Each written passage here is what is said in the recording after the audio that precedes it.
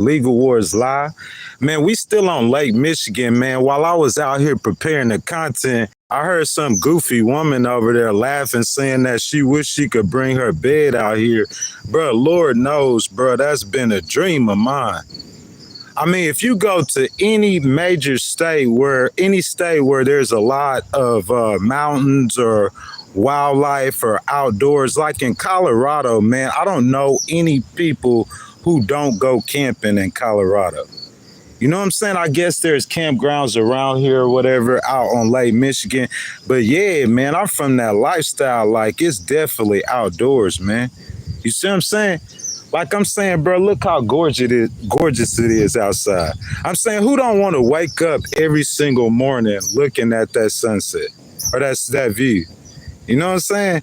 So, hey, if I could, bro, I promise you I would. Like 24/7. It's some people, though, that they just like, they don't never go nowhere. They just like always at home. You know what I'm saying? They don't. Those kind of people, yeah, I could imagine, you know, if you a homebody, you know what I'm saying, kind of like a little square. If you a homebody square, you know what I'm saying? But like for people like us, man, who are adventurous, you know what I'm saying? Yeah, man, that's what we do, man. We're going to be out here, man. And then to be able to go anywhere that I want at any time that I want to do it, man, that's just an amazing thing.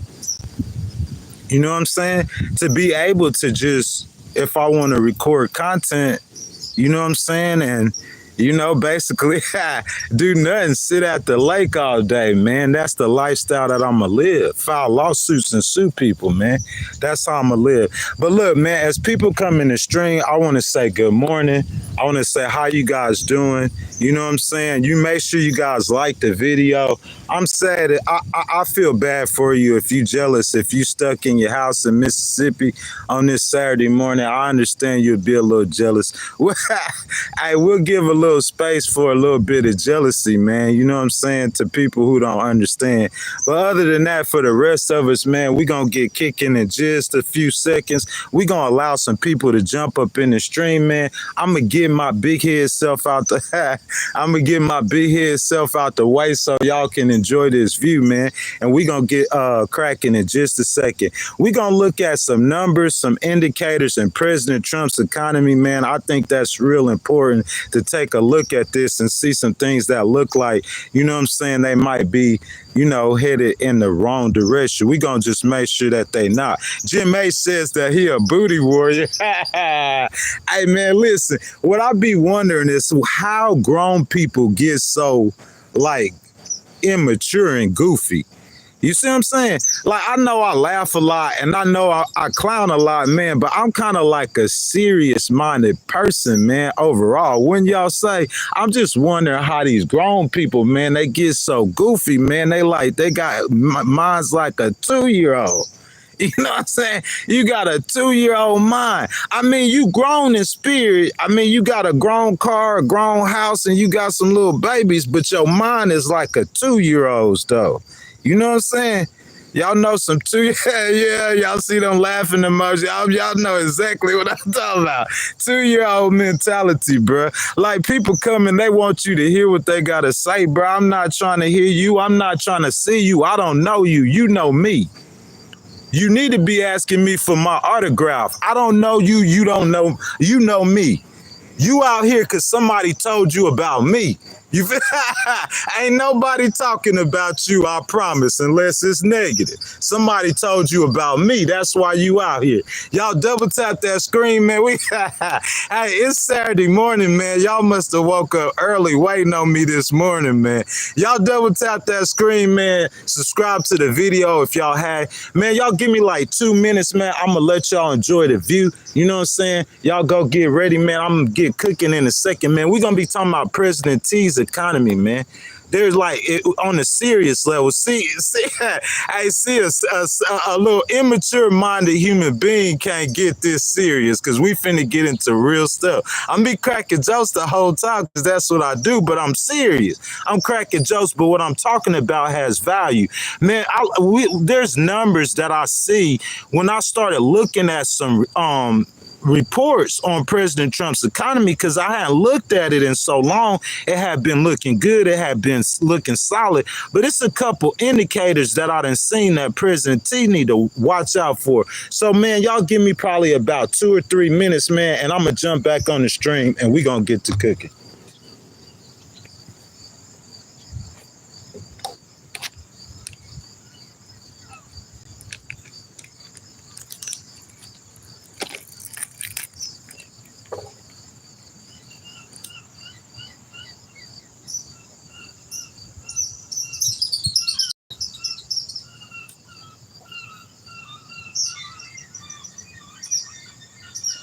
Hey, y'all, I want to give a shout out to all my ugly people.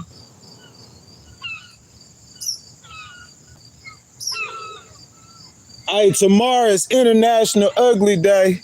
You know what I'm saying? So if you see somebody out acting a little ugly, you know tomorrow is International Ugly Day. So shout out to all the uglies.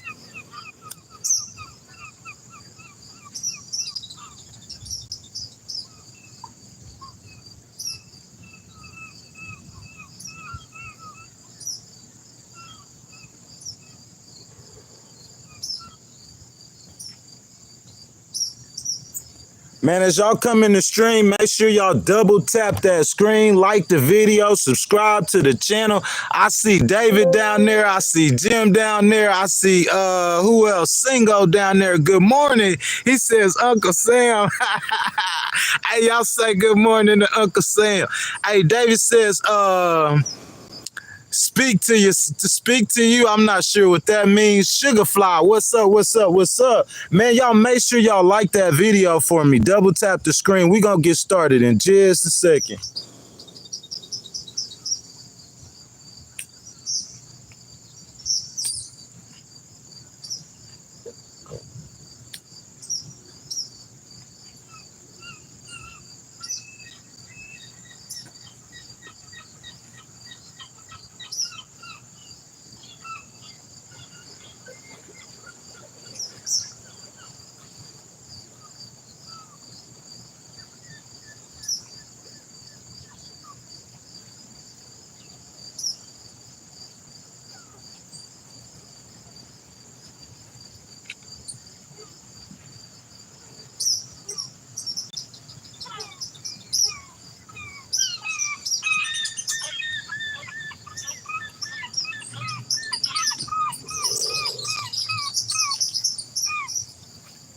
Y'all ready? We finna get cooking, man. I appreciate y'all joining me on this Saturday. Beautiful Saturday afternoon from the beautiful Lake Michigan.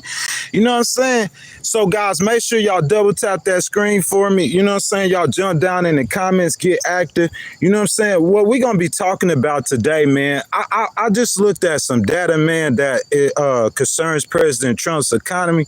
You know what I'm saying? So we're going to just be looking at some numbers, some statistics. You know what I'm saying? We're going to be going over that. Y'all make sure y'all double tap the screen, man. Y'all get down in the comments. Anything y'all want to say to add in or join in to the conversation, y'all make sure y'all let your voices be heard. So, guys, welcome to Legal Wars Live. It's our brand new Saturday streams. We will be doing outdoors currently. And last Saturday, or what I'll say a few Saturdays ago, you know what I'm saying, we was in the Appalachian Mountains. You know what I'm saying? When I started, bro, I started in Tennessee. We did the Appalachian Mountains and the Great Smoky Mountains. I went to Nashville, all across Tennessee, probably about 3 weeks. Then I went to Illinois. I spent about 4 days in Illinois, touched the city of Chicago. I went to the Indiana, I always get this messed up, but the Indiana Dunes National Park, you know what I'm saying? And then to Notre Dame. And then I've been on Lake Michigan since, man. So We the People 2 is out right now on YouTube, man. If you guys have not went and watched it, y'all suck. Nah, I'm just playing. But I'm saying it's a lot of people who be hearing me and listening to me and watching me and showing up to me when I'm doing live streams, but don't show support. So y'all make sure y'all support support that video, go to the Legal Wars Live landing page, click on the videos, the voice of the silent majority. Like I said, I was in Tennessee for like 3 weeks. It's a beautiful video. So also I'm doing We the People 3, Lost in the Midwest. You know what I'm saying, man? This is my passion, guys. Like, for me to be able to wake up every morning and just to do what I want, bro, I go anywhere I want to go in America tomorrow. You feel me? To just be able to do that, man, while I build, man. Like, I'm extremely excited about that. You know what I'm saying? You guys, make sure y'all double tap that screen if y'all have not liked that video. Subscribe to the channel and hit that notification bell. Also, guys, if you guys want your comments read, you want to start a conversation, or you want to donate to the channel, just hit the button with the $sign in it, and your donations are much appreciated. So this news story I brought you guys is from the Times of India, and it was published yesterday, August the 15th. Okay, you say, Ghost, why you gonna get a Times of India story to talk about the economy? Because I'm saying, why not? You know what I'm saying? Like, listen, how many of us have felt any kind of anything from the terrorists or anything like that? How many of us have? Raise your hand. Believe me, it's some people have in America who felt the effects of those terrors.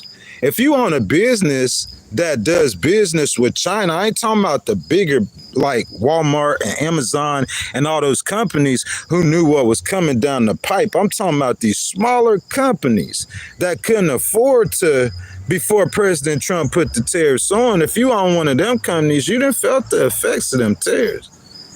But the normal consumer have not. Now, I can't say that's not the case for overseas. You know what I'm saying? So the India Times, to me, I wouldn't say it's ground zero, but I mean, in my opinion, like, as long as the information they provided is correct, then we can ride with it. So let's ride with it. Shoppers in the U.S. kept up a healthy pace of spending in July, particularly as auto dealerships, even as President Donald Trump's tariff begins taking a toll on jobs and push some prices higher. Man, that's like the same story. The same exact story, bro, we've been hearing from day one. I'm talking about, we heard it on the campaign trail when VP Harris was running. And everything she was saying was true. The CBO, like, you can't say there's nothing she was saying was true. Tariffs are a tax pretty much on, are pretty much a tax that are usually pretty much passed on to the consumers. But President Trump, he said he had some magic tricks, or he had a game plan. So, you know what I'm saying? He on the phone calling Amazon. You know, he chilling with the CEOs and the rich billionaires, you know, the big business owners. You know, he kind of one of them. You know what I'm saying? So, he on the phone with them and stuff like that, just, you know, chastising them, telling them not to raise the prices on the American consumers. And if you ask me personally, I'm really with him. And I don't understand how anybody who is watching this content right now is not with President Trump, unless you're a billionaire like Elon. But I'm saying Elon wasn't even for the tax breaks or those tax cuts. You see what I'm saying? It's a lot of rich people who weren't. So that's just my take on that situation, man. But let's keep going with the story, though, so I don't take too long, because I got a couple stories. So retail sales rose 0.5% last month. That's pretty good, man. Slowing from a revised 0.9% in June. So they're saying that the growth is still there, but it's real slow. According to the Commerce Department's report released on Friday, the July pace matched economists' estimates. June's figure had been revised upward, the Associated Press reported. The gains came after 2 months of declines, a 0.1% dip in April and a 0.9% fall in May, excluding auto sales, which have been volatile since Trump imposed tariffs on many foreign-made cars. Sales rose 0.3%. Auto sales jumped 1.6%, returning to a more normal spending levels after a March-April surge when buyers rushed to beat Trump's 25% duty on imported cars and parts, followed by a slump. Samuel Toombs, chief U.S. economist at Python Macroeconomics, said the pattern reflected that early rush and subsequent slowdown. Pretty much, basically, guys, that's just a bunch of nothingness. You know what I'm saying? Like, I mean, like, whenever I'm sorry, I ain't trying to be like that, but I'm saying if you like a numbers person or something and you real like concerned with those numbers and stuff like that, but whenever like as a political analyst or strategist or anything to do with politics, because this concerns politics, right? So whenever I read this, I read it how a voter, like what's in this that concerns a voter? Because I'm saying that mama, when she go to the grocery store, she just want to know that the grocery prices, are they cheaper or more expensive? Grandma, she just want to know if you cut grandma Medicaid or Medicare, grandma not going to forgive you for that. And you know grandma probably vote. That's just facts. You see what I'm saying? It's just what means to that individual voter. What does it mean to that voter? So if I'm reading a story and they talking about macroeconomic stuff that the regular people don't understand, and if they did understand it, they don't care. The people care about, the voters care about what affects them and their ordinary everyday lives. You guys make sure y'all double tap that screen, like the video. If you guys have not subscribed to the channel, make sure you guys subscribe to the channel. We're going to get back to it, guys. It's the India Times. Okay, the report showed broad-based spending gains. Clothing store sales climbed 0.7%. Online retailers, gained 0.8%. And home furnishings and furnishing stores rose 1.4%. Electronic store sales fell 0.6%, while restaurants, the loan services component in the Census Bureau report, and a key discretionary spending gauge slipped 0.4% as more shoppers opted to eat at home to cut costs. To me, man, I still don't think that's really saying too much. You know what I'm saying? I mean, it's pretty much just business as usual. You'll have some months like where, you know, people are eating out more, people are going to the store more, people are doing this more, people doing that more, and you have some months where they not. So it's like whenever you looking at the data too, you got to be knowing the data that you looking at. What my concern is today is I'm just looking for any indicators. It's a whole new month. So there's new data, there's new job reports, there's new everything. We have not talked about the economy. President Trump went and met with Vladimir Putin yesterday. That's what most of the focus is on. So I'm saying if in a new report now, we looking at new numbers. So let's look at new numbers, and I'm looking at for indicators. We doing it together. I'm going to look for indicators to show me that the economy could be slowing down. So basically, they like pretty much what we went over so far, and I could understand. That's why I picked this story, the India Times. I mean, a lot of American products are made in India. You see what I'm saying? So, I mean, I think a reporter or someone over there, they'll have a good ear to the ground, you know what I'm saying, on what's going on with the tariffs and how it's affecting, you know what I'm saying? Spending resilience comes even as Trump's tariffs slow hiring and raise prices. Earlier this month, the Labor Department reported U.S. employers added just 73,000 jobs in July, far below the 115 expected, as trade policies rattled businesses and dented economic outlook. That's where I pause right there, man. Listen, this is what I'm going to say. Let's just being real, just being honest, and people who know you guys know that I have been very vocal. Not really, I wouldn't say a support. The vocalness have been in support of President Trump's economy, but I wouldn't say that I'm just being like, I'm like a MAGA person. I'm trying to support President Trump because I voted for him or something. No, I'm saying the support in President Trump's economy was because of the numbers and how it was looked. But this is what I said. In February, you know, we ain't pay really no attention to no jobs report. We started paying attention in March. So let's jump to March. Before the March jobs report came out, the economists, they made projections or predictions. When that job report came out, President Trump far exceeded those projections and those predictions. Am I right or wrong? It ain't about no Republican, nothing with me. It ain't about no Democrat, nothing with me. It ain't about none of that. It's straight facts and numbers. I'm a litigator. I'm going to argue facts and numbers. I don't care about no feelings or no emotions. You take your feelings and your emotions and you go do that with your husband. You feel me? That's why you marry him. I don't care about how you feel or what you think of your emotions. We trying to get to the truth. I delve in truth. You see what I'm saying? So this is what I'm saying. So if you look at in March, right? You hear the economists, they said that President Trump was going to add such and such jobs or whatever, right? He far exceeded what they said in March.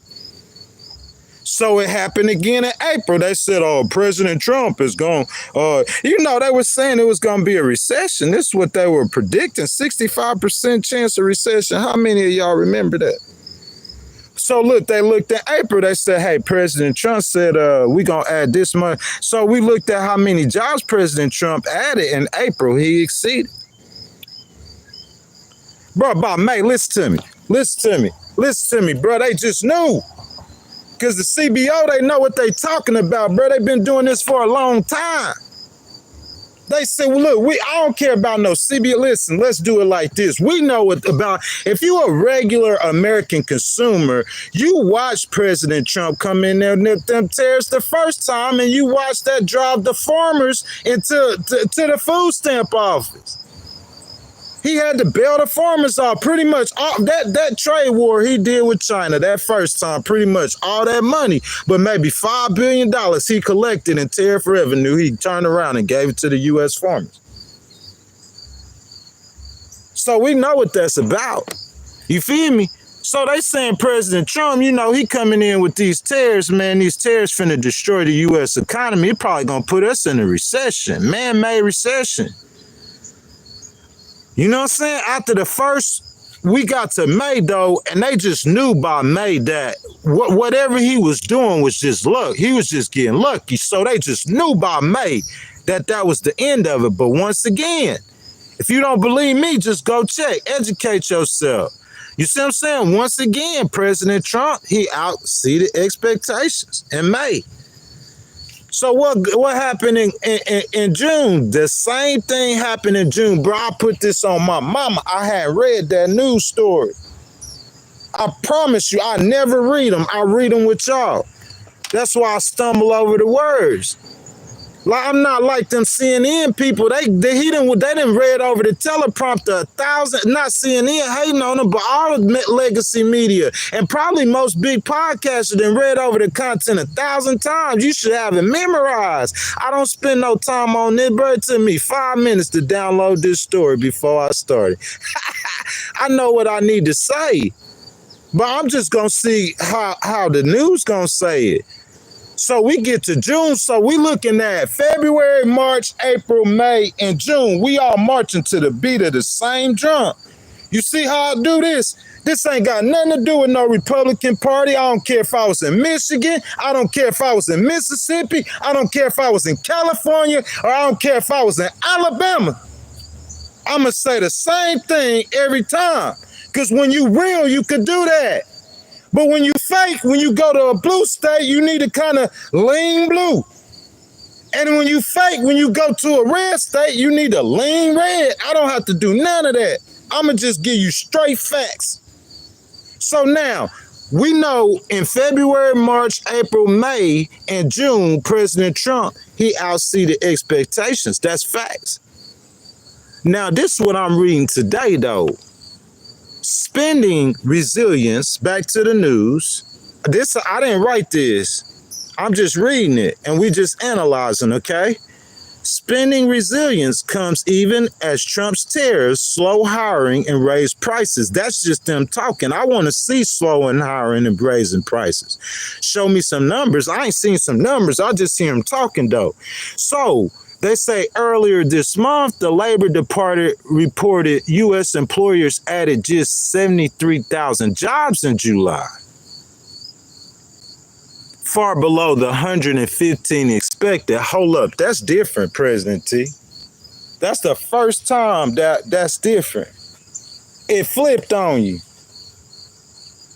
They done went to the other side. Now, see, when you first came in, they weren't expecting you to do nothing but fall down on your face and fail.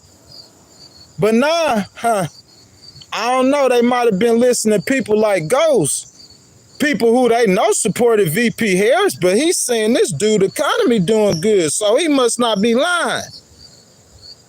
And then they started saying, okay, well, then we're not going to expect them to fail this time. We're going to expect them to succeed. If they against him, like he said, Jerome Powell and them against him, they just got smart. They just got intelligent. And they said, hey, y'all, instead of trying to come at President Trump, because us coming at him like that, we not going to win like that. So let's do it like a little more slick side. You know, let's say, hey, we project that he going to create about 579,000 jobs in December. You know what I'm saying? He gonna set a world record, you know what I'm saying, for job growth in 1 month for all the countries of the world combined. You know, they could come like that and say, okay, he only added 73,000 jobs in July. That's below the 115,000 expected. Now, see, that's a first indicator right there. That right there stopped me right there. Because that's different than the first 6 months of him being in office. Maybe they figured out that said, hey, maybe he doing something different. He going to tweak this. He going to tweak that. And maybe that's what happened. But what I'm saying, he below expectations for the first time. First time. It's not like Forbes saying that we predicting a recession. It's not that no more. Nah. They saying you going to add 115,000 jobs to the U.S. economy in July. And this is after the recession predictions precedes President Trump or VP Harris. You don't have to believe me. You just need to go get some Forbes magazines and read. You see what I'm saying? I done read it. I know how the game go. I read it. I know they've been predicted a recession towards the beginning, middle, or 20, regardless of who the president was going to be. It's just, that's how the money moves, man. It moves in circles. You see what I'm saying? But I'm saying, but President Trump came in and he was on fire. Bro, he was they just knew, listen, Jerome Powell and them knew that what he was doing was going to wreck the economy. They just knew it. I'm saying, who didn't know that? I knew it too. Everybody knew it. Bro, how you going to put tariffs on the whole world at the same time? Good morning, Kendra, baby. How you doing? How you going to put tariffs on the whole world at the same? We know that's going to wreck the economy, but it just never worked out like that. It has not worked out like that. It is not. The stock market, I'm saying, what's the stock? I mean, you can hate. Listen, I don't care who you voted for. Listen to me. I'm going to talk to you with common sense because a lot of people lack common sense. But I could lack a lot of things, but common sense is one I don't. Listen, if you voted for, let's say you voted for Jill Stein. You ain't vote. Let's say you don't like the Republicans or the Democrats, but I'm saying President Trump, you got your 401k and you sitting there watching your 401k and you watching it increase. Oh yeah, it hit the flow earlier this year, but I'm saying it bounced back and you just watching it increase. I'm saying, to me, like, if I'm getting money, I'm gonna just be real about the situation. You know what I'm saying? So I'm just trying to be as balanced as I can about it. But them 73,000 jobs in July, President T, that's below expectations. That's the first time that's done happened. It's like the polls, how they had to remodel the polls for President Trump. So I guess they had to redo the economy. So we got to redo this dude. So they got to redo. So we redoing the economic model. So now we on President Trump's economic model. Well, on July, for the first time, President Trump, you fell short of what they projected or expected. First time. So that's an indicator. How can it not be? If the first 6 months you outperformed and then on month 7 you didn't outperform. See how that don't have nothing to do with whether you're a Republican or independent or a Democrat. That's straight facts. You see what I'm saying? People could be as cute as they want to, but when your lawyer sit down in front of me, this is what he got to deal with. I ain't in no clubs, no, I'm gonna come straight common sense. And I ain't gonna no nonsense. We gonna get straight to it. Let's keep going. A separate government report Tuesday showed inflation was unchanged in July. Ain't that a good thing? If inflation ain't changed, if the prices ain't get higher, that's a good thing. Now, I know he did say now. Because, see, you could be a Republican and you cannot like that, and that could sound ugly. But imagine how ugly that's going to sound next November when them people going in them vote booth. You don't think they going to remember what he said about that day one? I mean, things are a lot. You know what I'm saying? I'm just helping you out. Because I'm saying you could redistrict 10 seats in Texas. I don't think that's going to help you. You would be shocked. I think Texas is not your whole country. You see what I'm saying? You got 49 other states that you're going to have a problem with. So you pick up 5 seats in Texas, but you might lose 5 seats in Florida. Yeah. Shock you, wouldn't it? You don't think it happened before? I'm saying if you stand on numbers is against the incumbent president in any midterm. If you stand on numbers, and then if you stay on numbers, if you're looking at the majority of the voters who made less than $50,000 a year, if they voted for you and you cutting their programs, I mean, you can expect to lose some kind of seats if you stand on numbers. You know what I'm saying? So inflation's unchanged in July with rising prices for some imports offset by cheaper gas and groceries. That's a real good thing. Y'all make sure y'all double tap the screen for me. Like the video, subscribe to the channel, and hit the notification bell. So consumer prices rose 2.7 from a year earlier. We're not too much concerned about a year earlier, matching June's pace and up from a post-pandemic low of 2.3% in April. Now that we concerned about. Consumer prices. Look, you could read, Forbes would come out, they could give you a 10-page article. I'ma skim through anything that don't really pertain to a voter.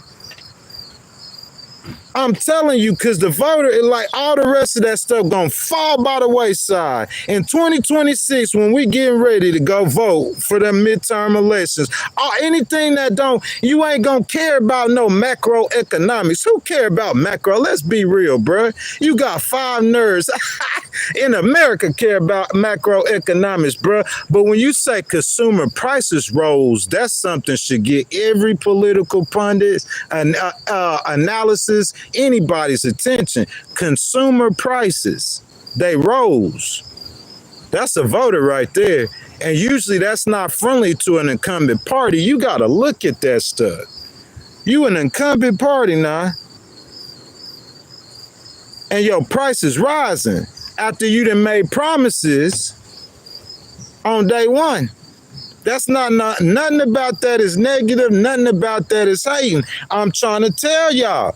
If you a Republican, you gonna get in your feelings like a little girl because you can't take the truth. But that's facts. Oh, I'm gonna lower the prices on day one. Oh, you know, I'm just playing. I didn't mean day one. But if you didn't mean day one, we thought at least by day 2, right? You know, so you know how people just be horse playing. You know what I'm saying? I'm going to go out there, man. First day I get out there, boy, I hit that $1 million jackpot. You know what I'm saying? And he been out there for 2 years. And he ain't got nothing. He in debt like most Americans. And they big houses and fancy cars and debt. Ask Ghostwriter how much debt he got. I'm not like y'all. Now, some of these people, they got $500,000. Bro, good woman, your husband died, girl. You gonna be living, man. I never had that problem. My credit score, I never had them issues. I'm gonna do like President Trump said. I'm gonna just go through that little pain and suffering for a minute. You know what I'm saying? Them consumer prices, bro, that means something though. 2.7%. I'm saying, you saying from a year ago it might not matter, but it rose 2.3% in April. You know what that's telling me? He was, whatever he was starting to do, yeah, it was starting to lower, but they rose back up in that amount of time. So if you're doing some tariffs or whatever, we might want to slow down on them. You see what I'm saying? Because I'm saying we ain't never seen them go down drastically enough to say that, you know, you did that in day one. You know, big President T, he got the magic wand. You know, he come in, he get elected day one. He just flick the wrist of the wine or, you know, the pen of the, executive order. Did he write an executive order to say that he going to lower grocery prices in the grocery store? You ever write one of them executive orders, President T? You probably will need to write one of them, even if you know it won't work. Even if you know you're going to get sued. Heck, you getting sued 1,000 other times. You wrote at least that, you know, Mike Johnson then could tell the voters that, hey, you know, we tried. I'm saying something like that, man. Core prices, excluding food and energy, rose 3.1% from 2.9% in June. Man, that's not no hate, man. I'm just saying I'm seeing some tendencies, bro, that does not look good. So first of all, for 6 months straight, they said that you was going to add less jobs than you added. You exceeded expectations. 6 months. Month 7, that didn't happen. So now it's saying that the prices were starting to drop, but they raising back up from where they dropped from in April. On a monthly basis, prices rose 0.2% in July, down from 0.3% in June, while core prices ticked up 0.3% from 0.2%. Slower rent increases and lower fuel prices appear to be offsetting some tariff effects. You see what he's saying? Slower rent increases and lower fuel prices. Those are two things. And they adding it in now. They saying it's offsetting some of the effects. Many companies are still absorbing much of the added costs from Trump's 10% universal tariff imposed in April and higher duties on countries, including China and Canada. Look, I'm going to just say it like this, bro. America, though, as a whole, is making billions. I'm talking about not the American people, the United States Treasury. Yeah, America is making billions off them tariffs, boy. And if you want to slash a budget or if you want to fix a deficit, that's one of the best ways you could do it is by increasing your revenue. And that's what the United States is doing. So that's what President Trump is doing. But what I'm saying, though, if it's going to affect the American consumers, they're not going to understand it and they're not going to be forgiven for it. They're not going to be as forgiven because of it, is what I'm trying to say. It's because of what you promised them when you ran. Listen, if you promised to end a war in Ukraine, they care about that, but that's not affecting their lives in any way at all. They might know somebody from Ukraine or Russia, but I'm saying a war in Ukraine, you ain't got no kids over there, no family members over there. You know Americans, you know how we are. But you talking about their pockets, when you start touching their money and that's when you start having a problem. And so I'm saying this is some money stuff we talking about. That could change soon. The Labor Department said Thursday its producer price index measuring inflation before it reaches consumers jumped 0.9% from June, the biggest monthly gain in over 3 years. Boy, I'm telling you right there. And if you know anything, listen to me right here. I'm saying this, you just asking me for my opinion.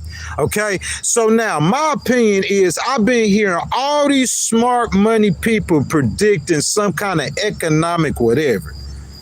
And yeah, I'm a be real. Some of that might have something to do with President Trump, but a lot of it got to do with because of tariffs. I mean, that's what tariffs do, and got to do with But what I'm saying, if you hearing these people predict this, and you see President Trump, he outperformed it. But what I'm looking at right now, bro, to me, bro, if I was President Trump and Scott B, I would be a little intimidated or scared, man, for real. Because if I knew what they predicted that anyway, they predicted that before you even got elected. Because man, oh man, I cannot see how a recession or economic downturn is going to help the Republicans at all. Listen to me for just a second. If we went back and this was President Bush that was in the office, and he wasn't doing no tariffs, I would say that I don't see how a recession could help the Republicans. Because like I told you, President Trump is the incumbent party. And historically, the midterms have not been nice to the incumbent party. Bro, you cut Medicare, you cut Medicaid, you cut TANF, and if them prices, that's a perfect disaster. I'm talking about that. This is an economic situation, not a storm, a situation. There's a lot of people in America who, you know what I'm saying? America is rich enough. Americans are rich enough, I think, to withstand. You know what I'm saying? Ain't nobody saying no. You know, it's just a couple of ticks, but President Trump, he's going to have to tweak some things. Because I'm telling you, Montgomery Cruz says you got call in line, bud. I love to chat. I appreciate that donation. You guys make sure y'all like that donation. American Disaster says China is now over 4 major UN agencies. Okay, we'll talk about that in just a second. Thank y'all for participating. Thank y'all for continue to talk about that. I'm trying to cover it. I got a lot of content to cover, guys. You know what I'm saying? All I'm saying is that if we gonna measure inflation by our producer price index, and I see that it jumped 0.9%, I don't see how inflation can help the Republican Party at all, bruh, in the slightest way, form, or fashion. I don't see how it can help them. Not when your leader said that he was going to lower prices on day one. Listen to me now. Listen to me. If them prices get higher, bro, I'm telling you, you could redraw any line in any state you want to go to withdraw. I'm telling you. You going to have some Republicans. I'm telling you, bro, if you understand politics and you understand how politics turn, that table start turning, that thing will turn fast, boy. It'll turn fast. You cannot afford at all for nothing to get more expensive. I'm saying if you keep prices the same and at the same time, wages are increasing, you see what I'm saying? Just like what happened in his first term. Listen, in President Trump's first term, that was the largest, I would say the largest, how I want to, not, because it's not just for black people, it's just for poor people in general. That's why all the poor people went and vote for him. You know what I'm saying? I'm going to put Trump, I'm going to get a stimulus check and I'm going to put Trump in gold letters. Hey, you know he in television. You know he in marketing. I mean, it worked. They thinking that, hey, President Trump get elected, you know, we finna start getting those stimulus checks again, COVID checks again. That's what they thinking. And I'm saying you get in office and you promise to lower stuff and it don't lower, it get higher. And I'm saying, like I said, if it was President Bush and he an incumbent in the midterms, that's one thing. But I'm saying if I was a Democrat and if I was running against a Republican, I would be saying they were supporting to raise the tariffs. They were saying to raise the tariffs. So it's not like this is just an economic downturn. President Trump caused this with his tariffs. We said VP Harris said he was going to do it. It just took a while. If I was a Democrat, that's how I would be talking. Why wouldn't you? I'm saying you're going to capitalize on anything. Because I'm saying, listen, if I'm going to put a tariff on the entire world at the same time, mind, I don't care if you MAGA, if you Scott B, if you president too, whoever you gonna say you rolling the dice, that's a gamble, man. Come on now, let's be fair. Let's be real. If you putting a tariff on the whole world at the same time, that's not rolling the dice, you gambling. So I'm saying, like, that gamble has to pay off when you're talking about the U.S. economy and voters in their pockets and their wallets. Can y'all feel that? Y'all see where I'm coming from? Guys, make sure y'all like the video, subscribe to the channel, and hit that notification bell. Montgomery says it moves at a steady rate. I know it does. Montgomery, listen, look, hold up. I'm going to pin that. Because, listen, I know that.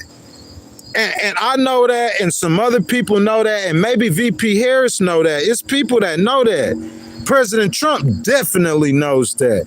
And it has moved at a steady rate. If you go back from before 1980, and you can see inflation moving at a steady rate. 2022 was just that year of the inflation. But what I'm saying is the problem with it. The problem with this whole situation is he said I was gonna lower prices on day one, when that was just inflation moving at a steady rate.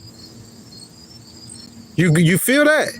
Listen, look, if you go back and watch some of the live streams, I said if you look over a period of 100 years, you will see every so many inflation is just gonna, and that would just be natural.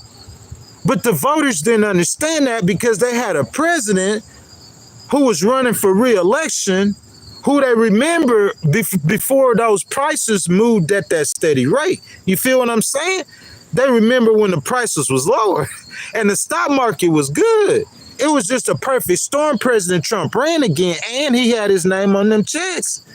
It's just a perfect storm. So when they looking at President Trump, they're thinking of good economic times. And then when you get up there and say, hey, y'all remember the good old days, I got a golden age and I'm going to lower the prices of groceries on day one. I'm going to declare an economic, and then, on gas and oil, energy crisis. So I'm saying that's why it matters with him more than it does any other politician, because it's a campaign promise. Man, that might have been one of the most weightiest campaign promises President Trump ever made, man. Because I was thinking in my mind, I was like, how in the world is he going to get them prices lower? Because I knew that was that inflation that Montgomery was talking about. I knew that was. And the voters didn't know it. And the voters didn't understand it. And President T couldn't help but take the lane. The lane was there. He couldn't help but take it. You see what I'm saying? Hey, y'all, I'm finna get the prices back lower to whenever I was president. But you got to be able to deliver on that, though. Because the delivery time, we passed day one. Like, we on day number 180. We on day number 121. You see what I'm saying? So it's like the people, they waiting for it. But while I'm saying, I guess, like, they not going to a voting booth, so they ain't got a choice. If they ain't got to vote tomorrow, they ain't got a choice but to wait, right? But I'm saying that they prices go up, not go down. We're not talking about waiting for them to go down. We talking about them to go up. I mean, they started going down, or like maybe he threw something at it to get them down, and they look like in April they started ticking down. You know, gas maybe a little lower. You know what I'm saying? I mean, in the summertime, gas getting cheaper in the summer. Oh, you know, eggs a little lower, you know. You know, rent slowing down, you know, look, and then like the slow tick back up. That's all I'm saying. We got to get that tick, man. We got to catch that tick. The data comes as major retailers such as Walmart and Target prepare to release physical second quarter earnings next week. Analysis will look for signs of how much of the tariff costs are being passed on to consumers and assess consumer sentiment ahead of the fall and winter shopping seasons. Maybe President T, they counting on that season, that fall and winter season, because the retail sales gone, whatever they at, they gonna bounce back. You'll have to compare them to what they did last Christmas, or like the Christmas of 2019 prior to COVID. You see what I'm saying? Because if you look at the prices for what it's gonna be, like they gonna look good during that season, and maybe he waiting on that bump from the season. You know what I'm saying? And May, Walmart warned that banana prices from Costa Rica had risen from 50 cents to 54 cents a pound, and that more significant price impacts would emerge in June and July. Chief Financial Officer John David Rainey told the Associated Press he expected car seats from China priced at $350 could cost customers an extra $100. Man, I'm not sure. What y'all think, man? Y'all get down below and let me know what you think, Montgomery. You know what I'm saying? About the prices getting higher of anything. Several other companies, including Procter & Gamble, Elf Cosmetics, Black & Decker, and Ralph Lauren, have told investors they have raised or plan to raise prices. Eyewear retail Warby Parker is taking a selective approach, lifting prices only on premium products to offset tariff costs. Warby Parker has been reducing its reliance on China, targeting a year-end goal of keeping the share of goods sourced under 15%. Still, the company faces higher tariffs from other countries. Executives say they plan to keep the $95 option, but will increase prices for certain lens types, focusing more on older customers who need progressive lenses. Progressives, trifocals, and bifocals account for about 40% of prescription sales industry-wide, but only 23% of Warby Parker's business. These lenses are the company's most expensive offerings and carry the highest margin. We are able to quickly roll out select strategic price increases that have benefited our growth, said Neil Bartholomew, co-chairman, co-founder, and co-CEO of Warby Parker. So guys, as y'all come into the stream, I ask that y'all like the video, subscribe to the channel, and y'all hit that notification bell. Also, guys, if y'all want to donate like Montgomery, I appreciate it, bro. Or if you guys want to have your comment read or start a conversation, or hit the button with the $sign in it, and your donations are much appreciated. Look, I'm going to read some comments, though. I just want to hear what he's saying. He said, Trump said Harry Kissinger and him are longtime friends long before his emergence in politics. Read what Kissinger quoted for an AZ top 25. Look, I'm not, all the conspiracy things are the bashing or hating on President Trump. Man, I'm not trying to hate or bash on nobody, really. I mean, I really don't do that stuff. You know what I'm saying? I'm just not into that. I'm just talking about the numbers. I'm looking at the indicators on the economy. Like, if you outperforming expectations for 6 months, then we're going to say good job on the economy. It slowed down. Did it slow down? Is 73,000 less than the 115,000 they projected? If I'm wrong, I'm wrong. If it didn't slow down, it didn't slow down. But if it slowed down and it was underneath this time, that ain't got nothing. That's just calling the numbers. So I'm saying, like, we kind of like delved our little footsies in the little tariff pool. You know what I'm saying? And President Trump had like a little game plan. So ain't really nobody lost no toes, no fingers, you know. And we came out of that pretty good. You know, had a little rocky time with the stock market. But I mean, if it bounced back, besides those people who, you know what I'm saying, lost tens of thousands, I mean, people, they just understand it's the game. But what I'm saying is, though, I mean, you talking about the prices increasing. I'm saying, listen, if you got, let's say a situation occurred in 2027 where you have stock market at record levels, you have the job market, because the job market, it done ticked up a little bit, unemployment ever so slightly. We talking about indicators for President Trump to watch, though. So let's say you had the job market, let's say you had unemployment at 3.9%. I mean, President Trump saying the golden age, that's about what we're going to have to do. So let's say, because President Biden had it at 4.19, so golden age, 3.9% unemployment. Let's say your stock market, your Dow Jones index hit record numbers now. Push the index over record numbers now. What else we gonna say? Let's say everything working in America, right? And we come to 2027 and the prices aren't cheaper, and you didn't cut that Medicaid, that Medicare, and that TANF. I don't see any way how the Republicans can win the presidential election. How can they? Tell me how. I'll sit back and wait. Look, I'm gonna look at the lake while y'all get it together. I'll wait for somebody to put it in the comments. How you gonna win? Look, Montgomery, tell me how you gonna win in 2027. You could have your golden age. You could have your economy looking perfect. But I'm saying you didn't cut the poor people's programs and the prices are the same or higher. Tell me how you gonna win. Because when you tell me how you gonna win, I'm gonna tell you how I know the Democrats gonna win. As soon as you finish telling me that, I'm gonna tell you how I know. Because I want you to think about something now while you thinking about what y'all gonna tell me, because President Trump won on affordability. I don't care what you want to say.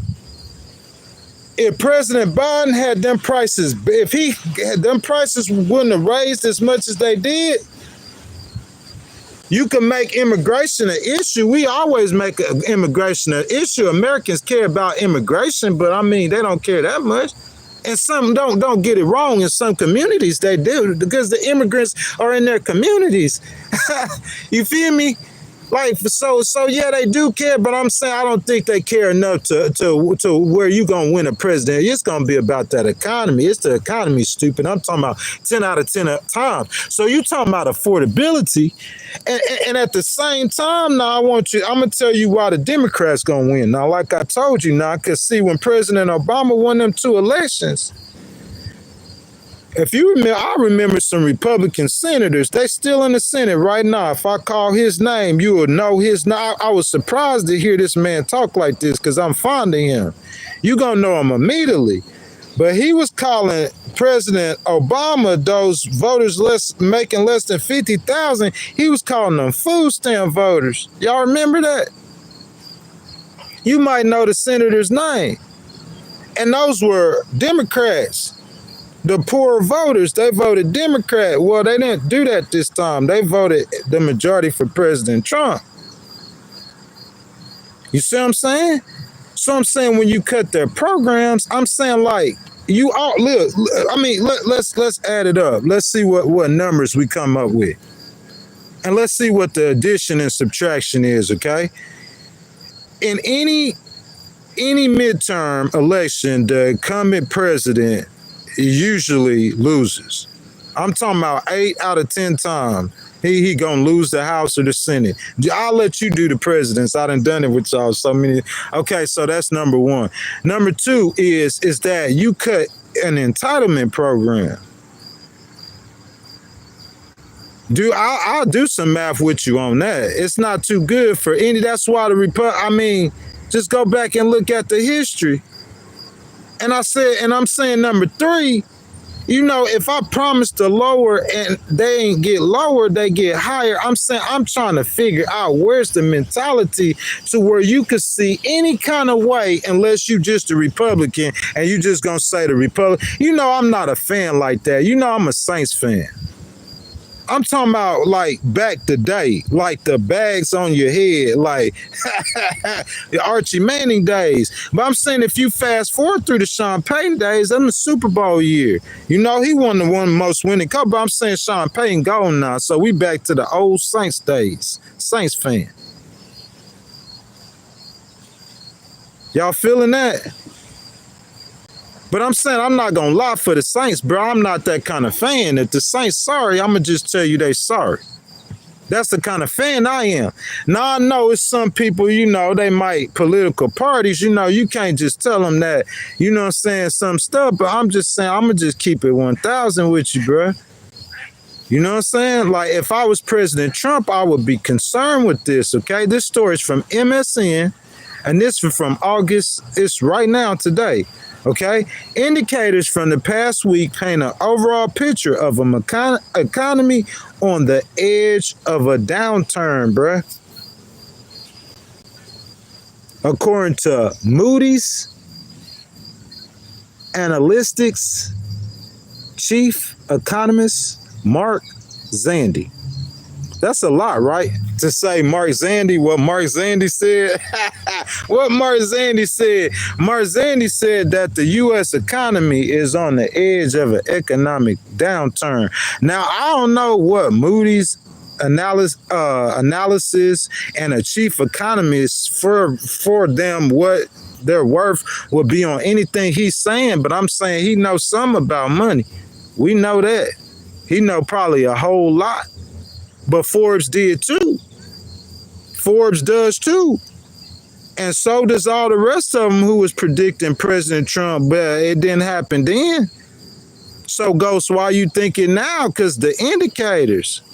I'm saying he came in and spun the pot. Am I right or wrong? He came in and spun the pot. And when he spun the pot, everything fell down. And he said short-term gains. So we seen the stock market. In my line, do I not know what I'm talking about? We seen the stock market fall down, didn't we? Yeah, almost to 150-year lows. We seen everything fall down. The reason the job market didn't fall down because he was in Saudi Arabia and places, you know, because of the AI revolution. He getting investment, $1 trillion investment.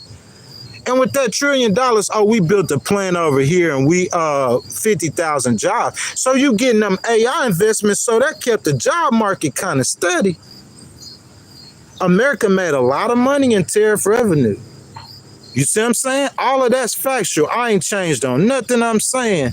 What I'm saying is that the labor market is weakening. Maybe I'm wrong. Am I wrong? Am I wrong? Hopefully I'm wrong. Maybe next month, you know, we going to be saying President Trump exceeded expectations again. Maybe we will, or when he spun the pot when he first started, okay? What I mean, when he spun the pot when he first started, I'm saying they said it was what? Project 2025? I'm saying they had the game plan ready.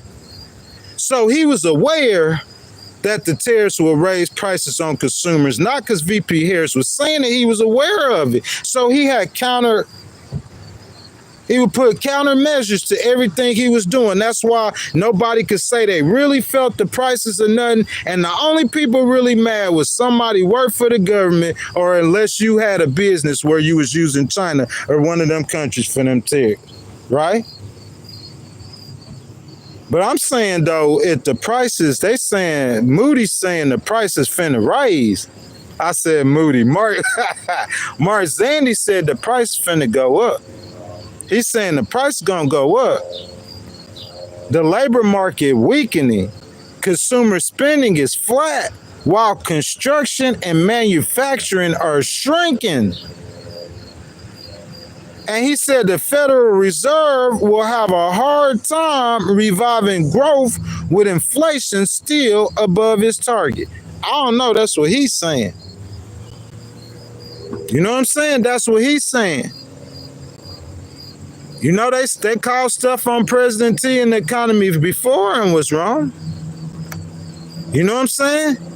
But I'm saying I didn't see President T come in there with that game plan, whatever game plan he had, and he seen it, yeah, he hit the flow, and then we seen it rise. We seen that stock market rise. Now then, we seen that stock market rise. The job market every month been above expectation, been singing its praises, have it not?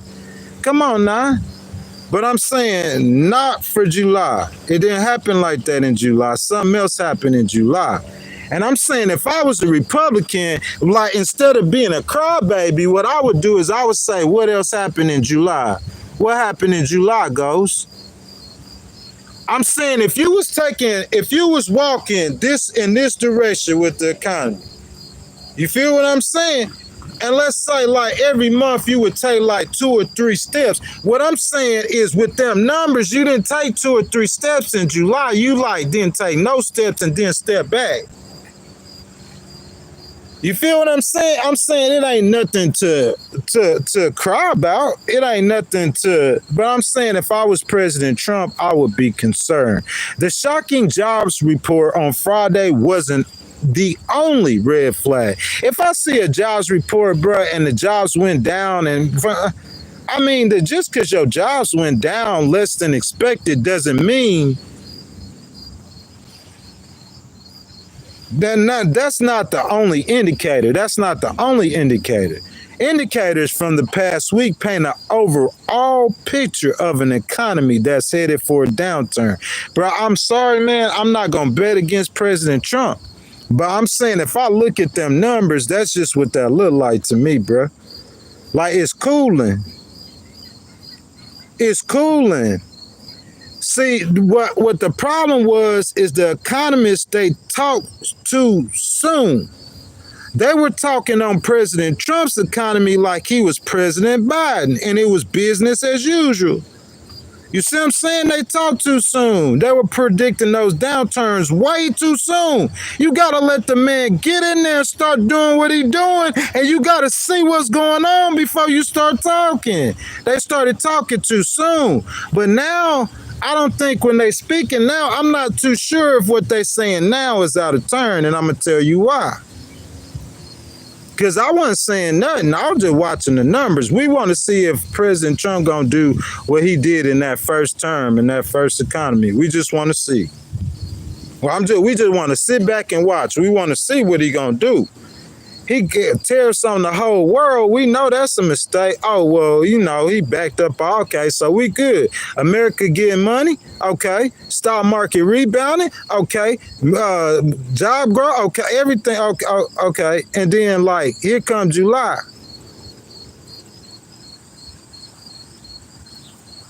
The economy is the precipice of recession. That's the clear takeaway from the last week's economic data dump. Zandy's saying he's saying the U.S. economy, you tiptoeing on the edge of a recession.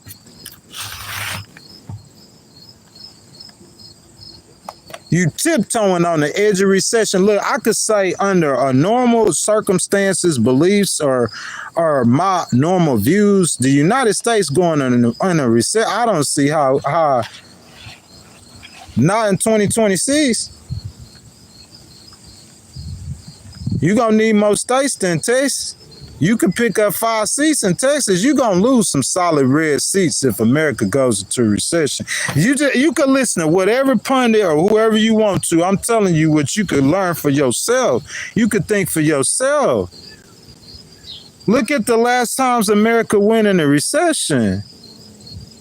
You ain't just lose some solid red seats. You had a black man become president. What? Yeah. Something my mama told me the Saints will never win a Super Bowl, and we'll never have a black man become president. Yup. Last time America, yup. So you could have a solid red district. If America go into a recession, I don't think that's going to help you. I'm telling you, not especially when Americans are have this angst with this cost, this price, affordability. I'm telling you, if your economy was on fire, affordability, if I was a chief political strategist for I'm talking about any person running for they could be running for a Senate or they could be running for House of Representatives in any district. You know what we talking about is affordability. I'm talking about you could go to the richest district in America, in California. And we're going to talk about affordability. I think that's the angle. That's just my opinion. That's how President Trump won. So I'm saying if you promise to lower and they don't lower, they get higher. You know what I'm saying? That's what I'm saying, okay? So let's see. The economy, he's saying that he thinks that the economy is about to, you know what I'm saying, go into a recession. He said consumer spending has flatlined, construction, manufacturing, and contracting and employment set to fall. Inflation's on the rise. It's tough for the Fed to come to the rescue. Payrolls grew by just 73,000 last month, well below forecast for about 100,000. Well, 100,000 and 115. Meanwhile, May's tally was revised down from 144,000 to 19,000. And June's total was slashed from 147,000 to just 14,000, meaning the average gain over the past 3 months is only 35,000. You listening to that? That meant something. I'm saying I would like to hear what President Trump has to say about, like, you know, because maybe you got to say that, you know, they just manipulating the numbers. I'm saying, but when they said your unemployment rate was 4.2%, they weren't manipulating it. You see what I'm saying? Because I'm saying what he's saying right now is payrolls grew by just 73,000. That's under what we predicted. That's the first time that has happened. It hadn't happened yet. Not since he's been president. It hadn't happened yet. That's the first month. That's just a cause of concern, man. You know what I'm saying? I would just be concerned with that. Listen, going through my steps, you know, like with my tariffs and my sheets in my country, I just have an advisor to say, Mr. President, I know, you know, CNN and them, you know, we all know, we know that. But for 6 months, they said, and you outperformed them, but this month you underperformed them. Oh, for the first time? Yeah, for the first time, Mr. President. And not only that, you know, inflation, consumer spending, construction, manufacturing, and then the unemployment rate is, some of the unemployment rate might be some of these mamas, you know what I'm saying, and you know, but I don't know, man, because we could come up with any kind of reason. I'm going to just look at the numbers. I don't care nothing about no party. I just want to see what them numbers say, because a man will tell you a lie and a woman will too, and the numbers could be deceptive, but it's much harder for a number to lie to you than a word. Somebody could be real deceptive with their words. That's why whenever I'm talking to somebody who deceptive with words, I try to get them to talk in numbers. Because you're going to be easier to pull them. See, if you start telling them, see, it's hard to say, like, to lie about the number 2. You see what I'm saying? You could tell your wife you went to the grocery store, but then, you know, y'all start talking and you know the grocery store, but baby, I forgot to tell you, know, I stopped by the liquor store.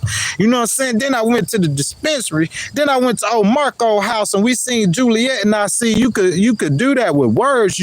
But when you start with them numbers, 2 is 2, man. You could take a 1 and a 1 and get to 2. You could get to 2 a million ways if you understand numbers. But I'm saying once you get there, it's pretty much, so that's why I go by the numbers. And what we're saying is what the numbers looking like is that hotness. See, in the beginning, when they were doing those projections and those numbers, I was sitting back saying they was wrong. Because you projecting too quick. You don't even understand this man game, his style of running the economy. How you going to put the same numbers in projections? That's why they polls didn't work. Because his style different. He different than any politician you know. Let's just be real. So your polls ain't work on him. Okay? They didn't work. They didn't work three times. They had President Biden up by 9 or 10 points. I promise you he didn't win by no 9 or 10. They had Hillary up by 7. They had VP Harris tied with him. We see how it turned out. No polls ever worked. Well, I'm saying their economic models weren't working either. But something happened to where they caught on to it. Because he didn't outperform them. It went back, it retracting. And it's just not just the job numbers. That's what we worried about.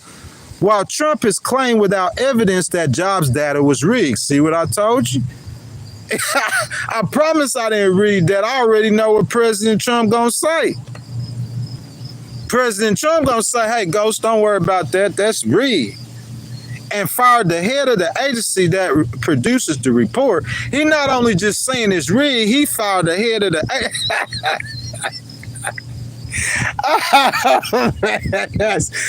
that's too funny. Hey, see, look, I mean, it really, because he might feel like people out to get him.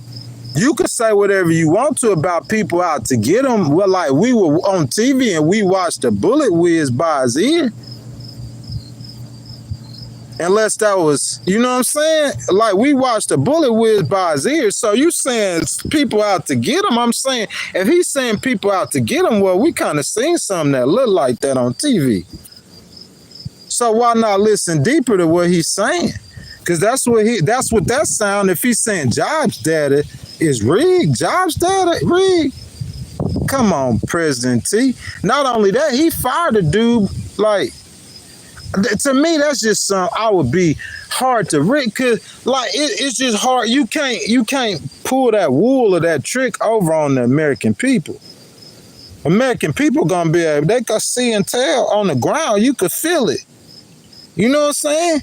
That's why I always say, man, your stock market will be through the roof, and the rich people will be getting richer. But if you don't help or pull, the poor people don't feel it. They're not going to think you got no good economy. They don't care about no job numbers. You feel what I'm saying?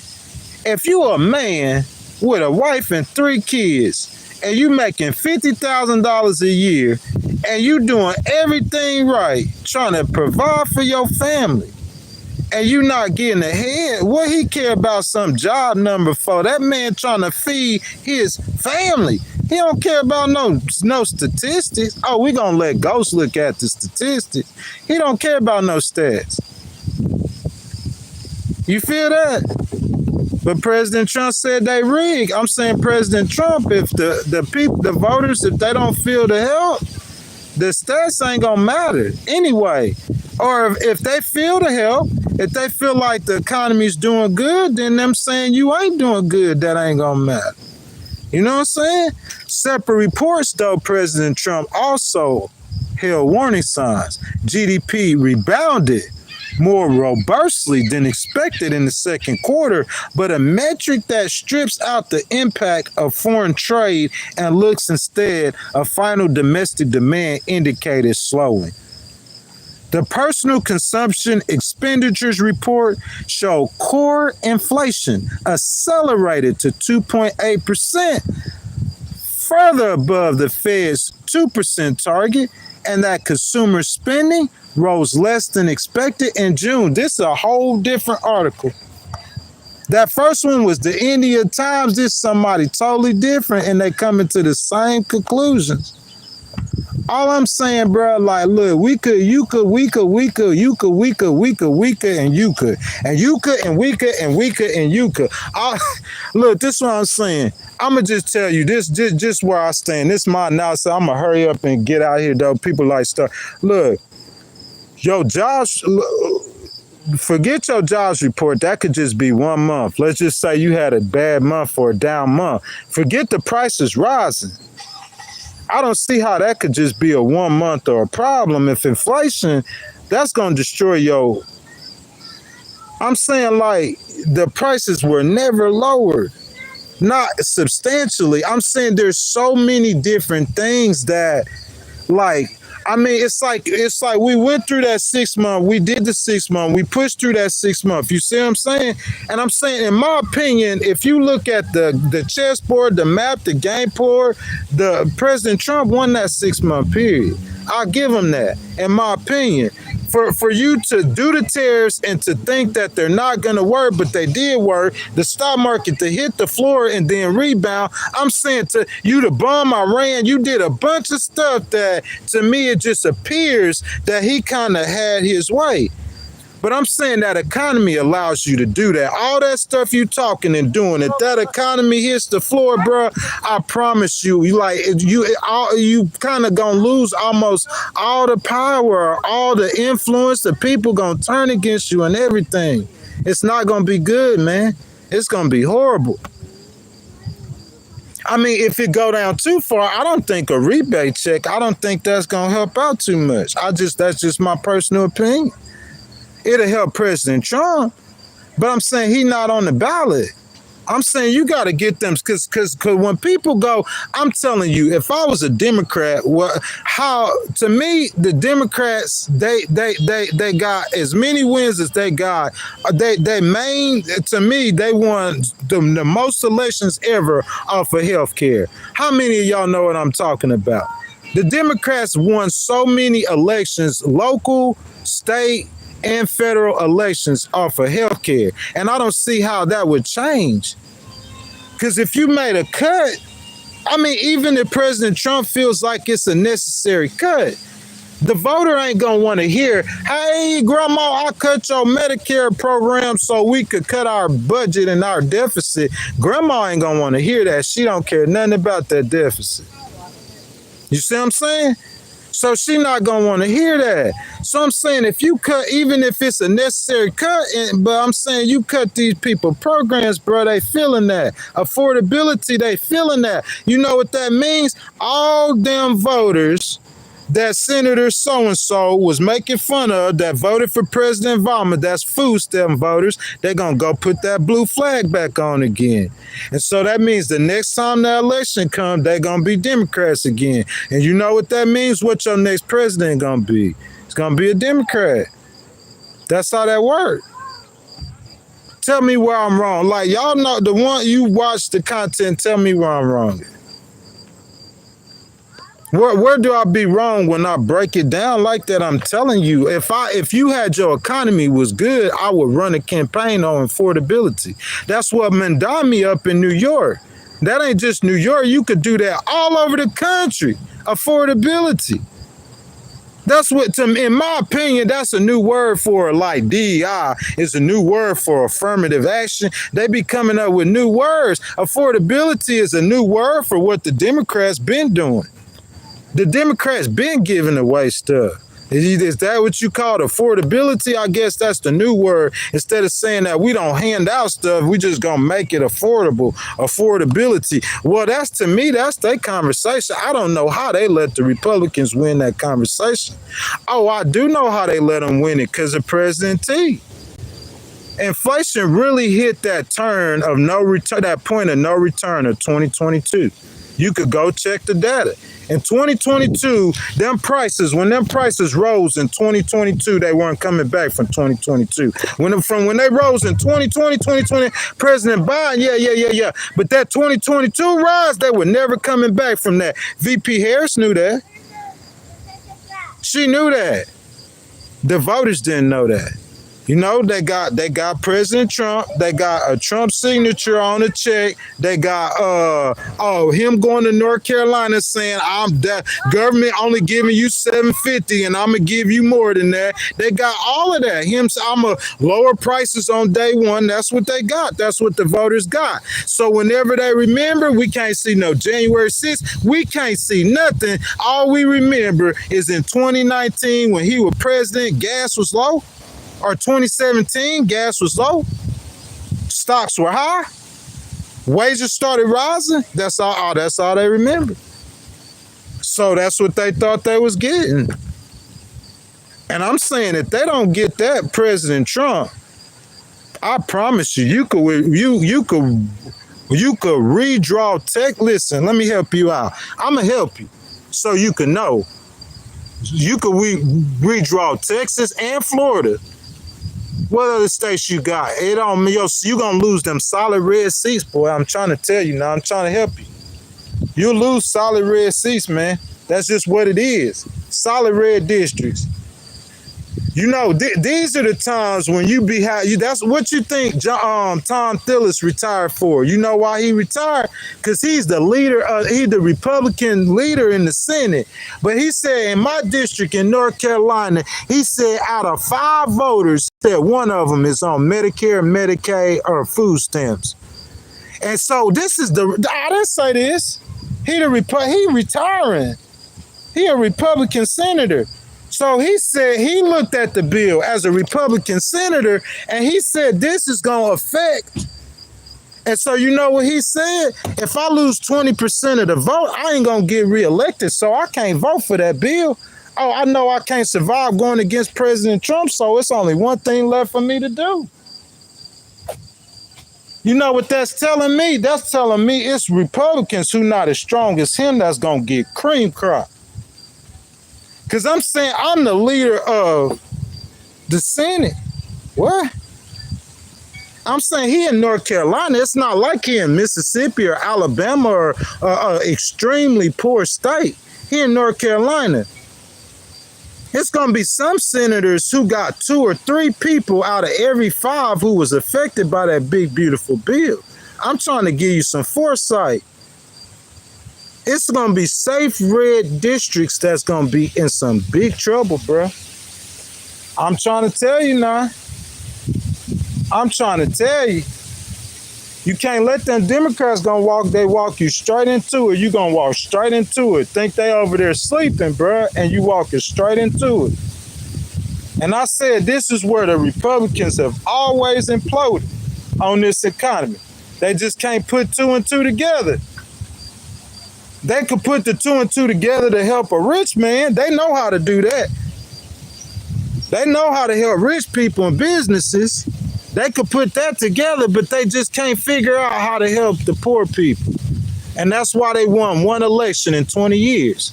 And it just might not win another one for another 20 years.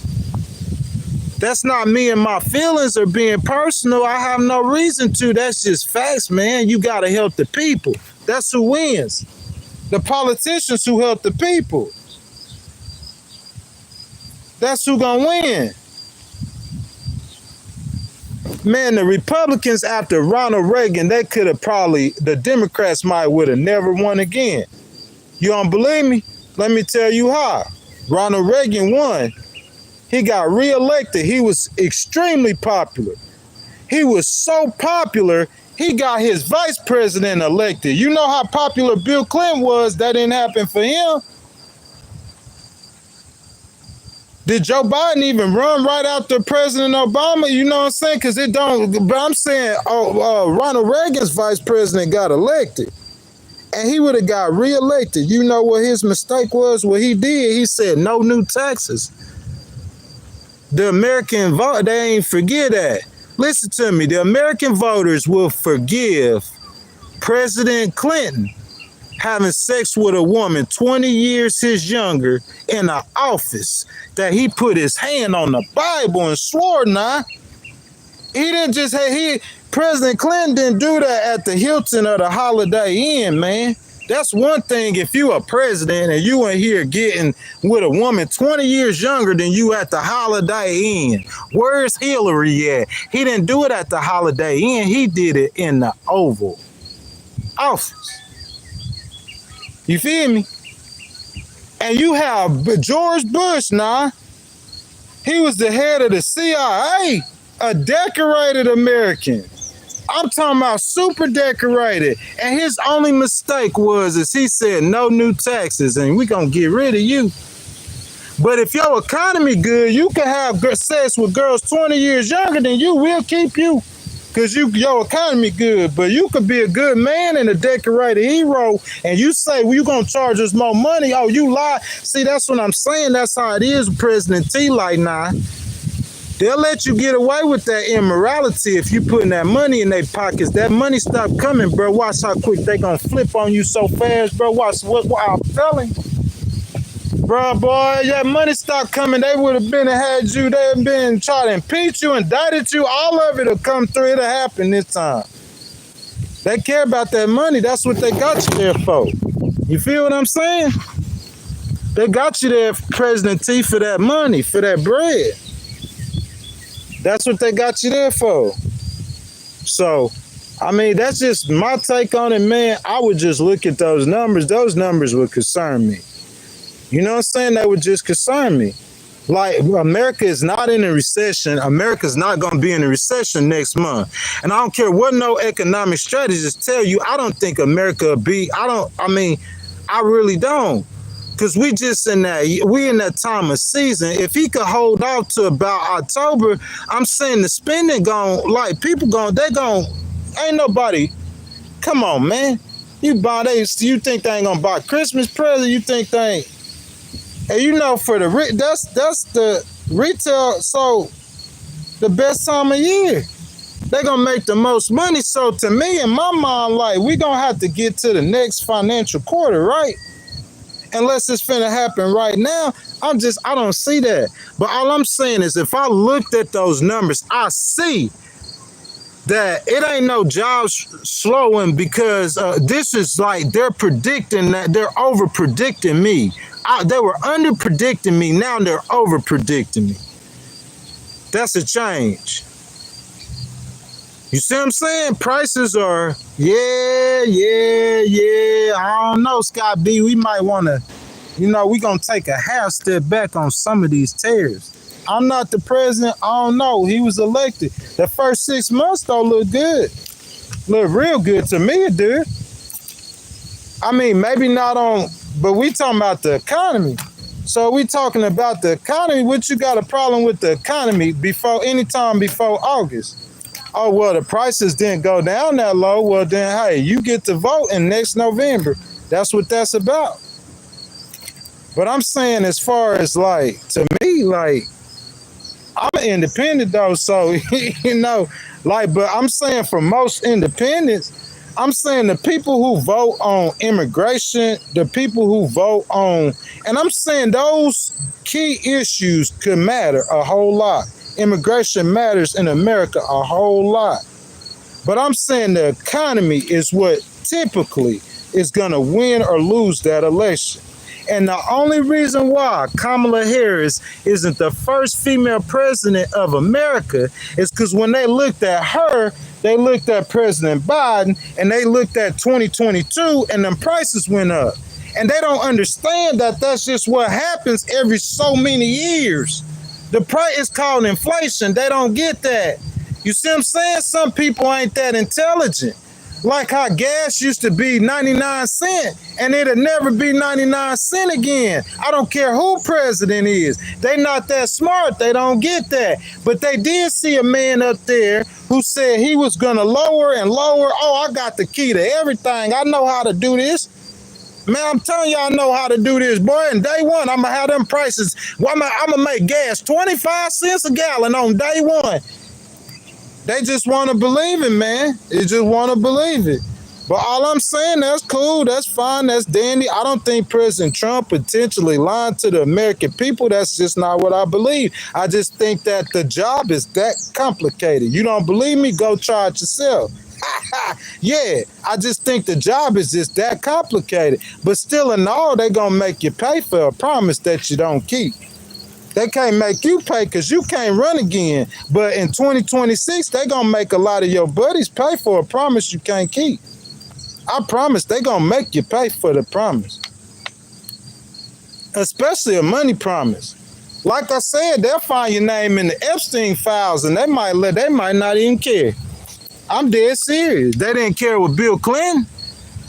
I'm saying we going to care Monday. Oh, no, let me do this again. We going to care Wednesday, Thursday, Friday, Saturday, Sunday, and Monday. But when it come to vote on Tuesday, oh, he had sex with what? Oh, we don't care about that.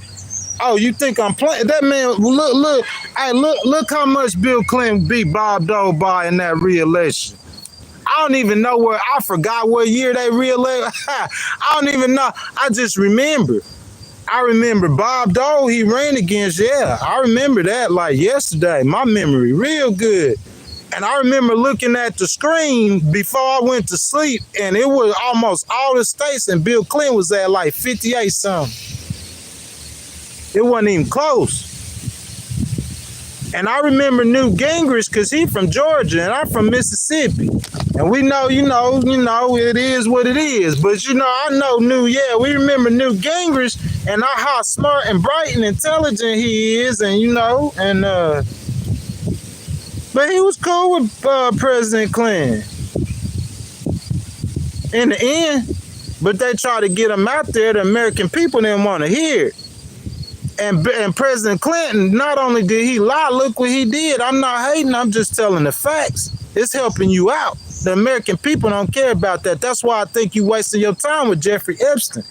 That's what I'm saying. On Wednesday through Monday, they care about it. If you just talking about something like at the coffee shop, y'all know they saw so-and-so at Jeffrey Epstein Island, But when it come to voting time, they gonna care about who that's all they care about, man. I don't know what it is, and it's usually the economy. So that would be my angle. Just run on affordability. And if something happens with the economy, man, I don't see how it's not going to be good for Republicans, though. No, I didn't say forget Epstein. I just said I don't think those big politicians that's on that list, I don't think it's going to make the voters vote different. I'm saying, okay, you got Prince Andrew. Prince Andrew ain't running for no political office. You got President Trump. Okay, President Trump ain't running again for no political office. Oh, you got President Clinton. Oh, President Clinton, man, that's an old man. He about to pass away, and he ain't running for no political office. So I'm saying, what you getting out for name from an Epstein list? Unless you got somebody. But I doubt you had that, because if you had that, they would have been put him in jail. You know that Ellis Acosta or whatever, that's who President Trump and them, that's who, that prosecutor, that federal prosecutor who let them molest them children. That's the only thing, other than that, what else we talking about? You gonna find some names on the list, what you gonna do? You gonna arrest the people? Okay, listen. I got a Jeffrey Epstein list. Watch this. This how y'all sound. I'll just be trying to help y'all. Because I'm saying they walking around thinking you're smart. So I'm going to try to help you out so you won't, you know what I'm saying? You won't let no man go molest children for 10 years again. Because I don't see how you thinking you're smart if you let a man molest kids for 10 years. It's not like he was doing it behind the bushes. He came out, the Palm Beach Sheriff's Department was so mad at you. Yeah. They tried to do their job. But look, he got a smart people. So smart people, right? So look, he molesting kids, right? You know what I'm saying? But so we gonna let him. But that's what you saying though. You saying he want to release her. How you got the proof of that? You saying he want to pardon her? Or you saying he want to pardon her? You saying he want to release her? I never heard him say he want to release her. I never heard him say he was going to pardon her. You see what I'm saying? That's what y'all do, how y'all start rumors. Oh, he said he was going to release Maxwell. No, he didn't. I heard when Kaylin Collins and them asked him the question. I was sitting there watching it. They asked him if he would pardon her. And he didn't say yeah. He said he don't know. That's exactly what happened. That man probably ain't gave that 5 seconds of thought. And some reporters, that's their job. Just ask the question, would you pardon her? I don't know. And then now y'all saying he said he was going to release her. Nah, but listen, while y'all looking for a list on the Epstein list, this what I'm going to do, okay? I'm going to put on like my super investigative jacket and I'm going to give you the list from the Epstein. I'm going to give you everybody on that list. Okay? Y'all ready for this? For my smart people, I give you every name on that list. It ain't really no list, but the group of people. We'll give you every name, a group of people. So you got the group of people. And so we going to make a big spectacle out of this, okay? So he say, okay, we got 4 politicians, Senator so-and-so, Senator so-and-so. Oh, about 4 of them dead. And we got this politician. So you got 4 or 5 politicians. And we made a big deal, spent 5 years on Jeffrey Epstein. So you got your 5 politicians and you done put them in jail. So you feel good about it.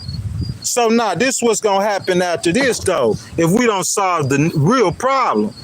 What's gonna happen is about 5-10 years after this, the next Jeffrey Epstein gonna come and he gonna do the same thing. Because the problem ain't the names on the list. Something wrong with you. The problem is that a little girl went to the Palm Beach County Sheriff's Department and said that 50-year-old man touched me inappropriate. So you know what the Sheriff's Department did? They went and put handcuffs on him. And when they put the handcuffs on him, it wasn't just that little girl. This little girl came, this little girl came, this little girl came. So you got like 7, 8, 9, 10, 11, 50,000. The number don't matter. 1 is too many. By the time you get to 2 or 3, it's too many. And they said, hey, Mr. Police Officer, this dude is doing this to me too. Okay, so now here come the Palm Beach Sheriff's Department. They done did everything they supposed to do. You know what that prosecutor in the Palm Beach, you know what he did? The prosecutor, we know his first and last name. He gave that man 18 months and he passed it to the feds. And now the federal prosecutor named Alex Acosta, first and last name, he got the case on Jeffrey Epstein, and you know what he did? He let that man get out of jail for 10 months and molest children. And not only did he let him get out of jail, he signed a piece of paper saying he ain't gonna put him in jail. President Trump, that Alex Acosta, y'all need to hang him by his ankles in Fort Knox on national TV. You need to hang him by his ankles at Fort Knox on national TV and let him just hang there till you gotta give him a piece of bread every now and then, make sure he don't die. This man gonna say, that's your problem. Cause see, you get a name on the Jeffrey Epstein list as long as you got a federal prosecutor who gonna let a child molest children for 10 years, you gonna keep having the same problem. I don't think the name on the list, the name got on the list because the prosecutor let him out of jail. If the prosecutor don't let him out of jail, ain't no more kids getting molested and ain't no more names on the list. Everything worked to perfection. The little girl spoke up. The Palm Beach County Sheriff's Department put him in jail, and the other little girls came and spoke up. Everything worked out to perfection. The Palm Beach, that prosecutor, the first one, I could say he dropped the ball, but at least he gave the man 18 months. To me, that's ridiculous. That's ridiculous, but at least he gave him 18 months. What I'm saying the problem is Alex Acosta.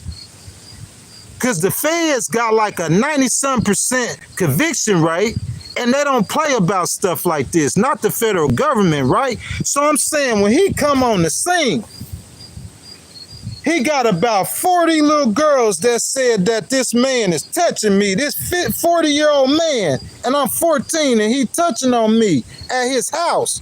He got about 40 girls. He got the county prosecutor. He got everything he need to put that man away. But you know what he did? He let him go out. He let him go free.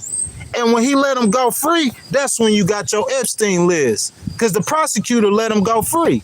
Now you got an Epstein list, and now you got hundreds of little girls that got molested. So who cares if you know what's on the list? If you keep letting prosecutors let child molesters go free, you got lists all over the country. The list don't matter. What matters is the prosecutor who had them dead to rights and said, not only am I going to let you go free, I'm going to sign a paper to say the federal government will allow you to molest children. That's basically what he did. If I was President Trump, that prosecutor right there, as fat, he can make as many excuses as he wants to. He gotta go. He gotta get out of here.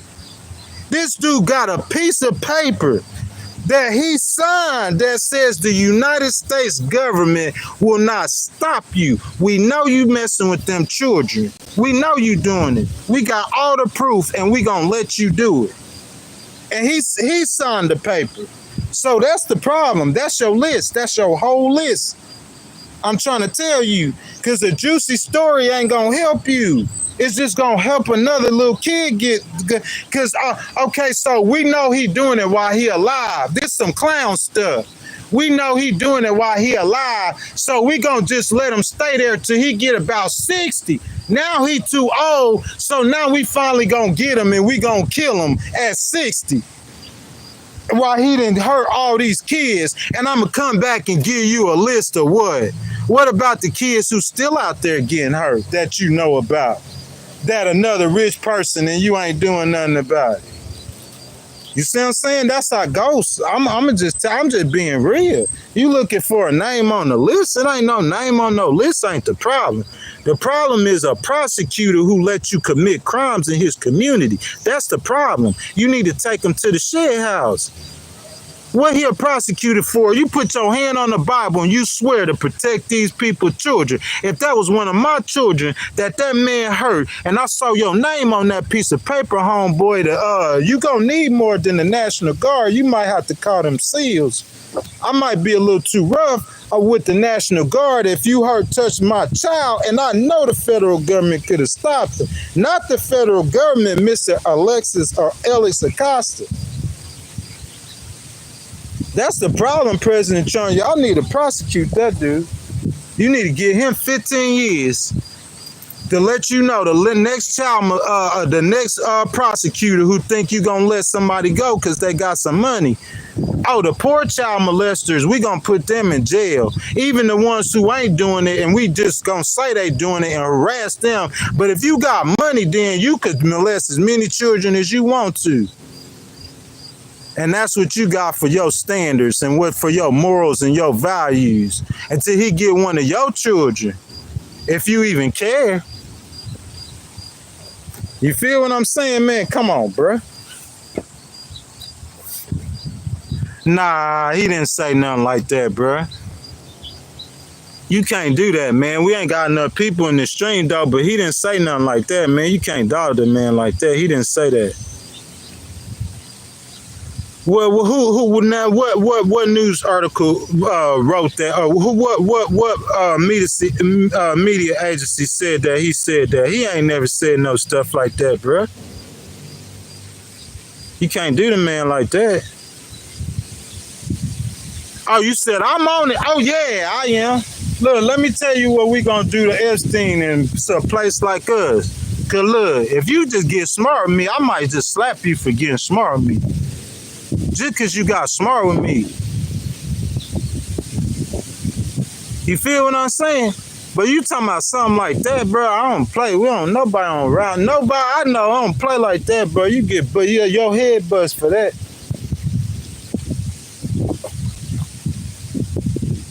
I ain't gotta do it, but it's gonna happen, dog. I'm assured that it'll happen. Real talk, man. Cause I'm not gonna let you make it if I know you doing something like that. I'm gonna put you out there. Come on, man. What y'all got? We finna go. We gotta go. Secretary of Commerce for what? Who's the Secretary of Commerce? You mean Alexis Acosta is? Who's the Secretary of Commerce?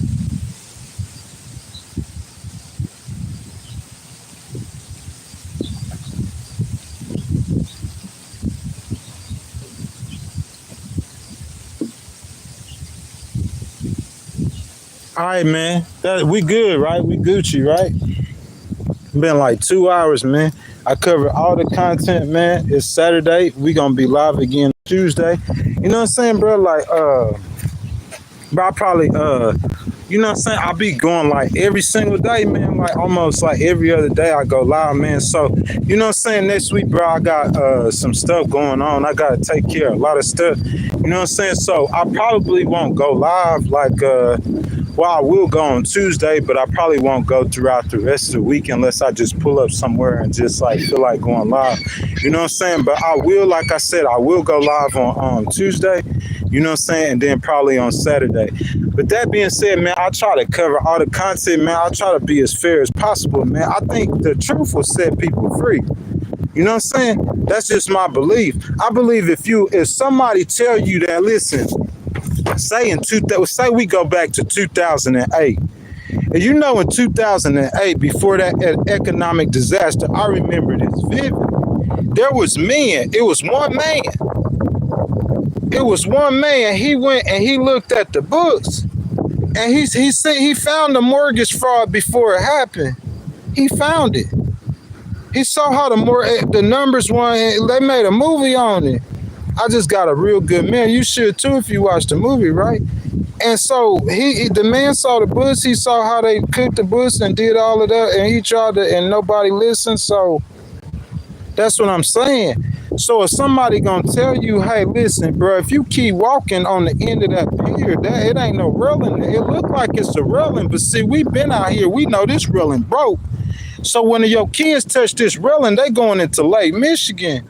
You see what I'm saying? Somebody trying to tell you that, like, see, if you're a Republican and you hear that dude saying that we finna go into an economic crash, then you taking it personal.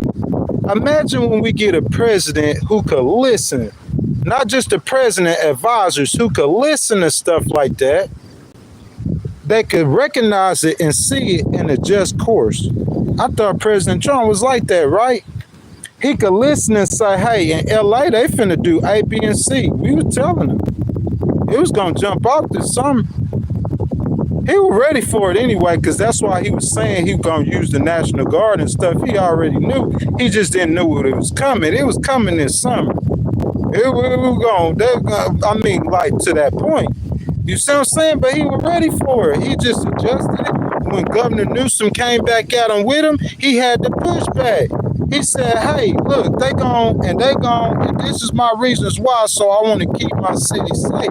I'm saying the same you did with that, it's just having that mentality that, hey, if I cut Medicare, Medicaid, and Medicaid, I'm saying I'm a redistrict or redraw the lines on the map.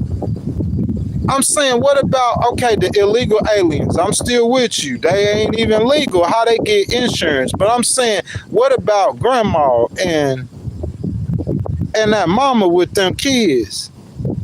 I'm saying, what about them? It's like, to me, you got to do something just like the same thing with this riots. You're going to protect this city. I'm saying you got to protect the poor in your nation. You a president for all Americans. It's like a disconnect, man, with an American president. Always a disconnect. I think it might change in the next generation, or it might not never, because it might just be politics, how our politics is. But I just think it's a disconnect, man. You should be able to listen, recognize, and understand. Maybe the answer is a centrist, somebody who hears both sides. Maybe the answer is a politician who isn't affiliated with no political parties.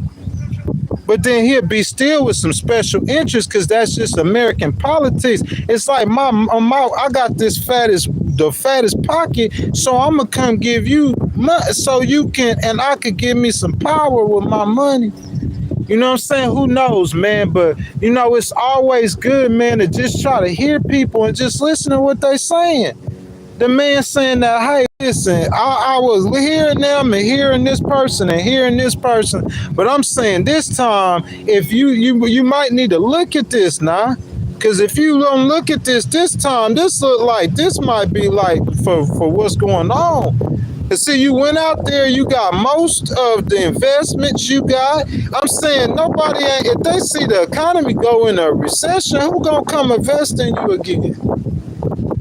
We just gave you this money and you went into a recession. Who gonna, that's, you know what I'm saying? So it's just something to just think about, man. I just be thinking about stuff, man. Y'all, I'm on Lake Michigan. Y'all done showed y'all this scene. 1,000 times. It's like 5 every time I've showed. I think on Lake Michigan, when I was in Tennessee at the Appalachians, I would go to the same part. But I think every time I came out to this lake, I showed this scene a different time, every single time, bro. It's so nice out here. You know what I'm saying? But bro, like it's kind of windy, man. I'm finna get on down, man. Like I said, I got stuff to do, man. Gotta chill and stuff like that. Finna probably go, you know what I'm saying, get some food and stuff, man. I just want to say happy Saturday, man. For those of y'all who came in the stream, man, I appreciate the stream, man. You know what I'm saying? I appreciate you guys stopping by, man. And I just wish, like, people just don't take it. Like, if some people bad mouthing, that's different, bad mouthing. But you got to let people speak the truth.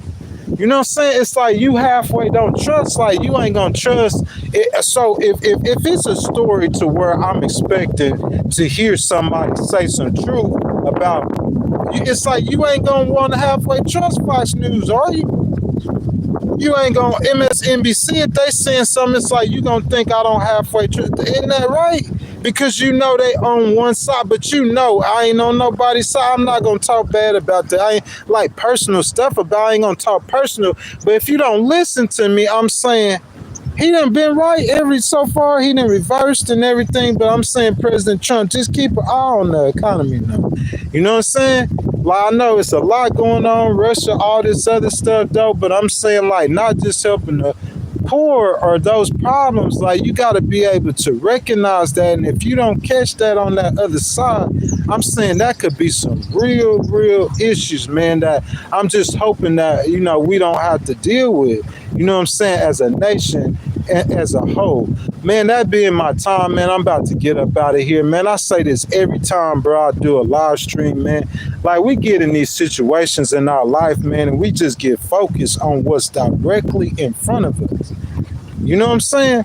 We'll get in situations with people and them trying to prove points or trying to do whatever they want to, but I'm saying you will focus on that.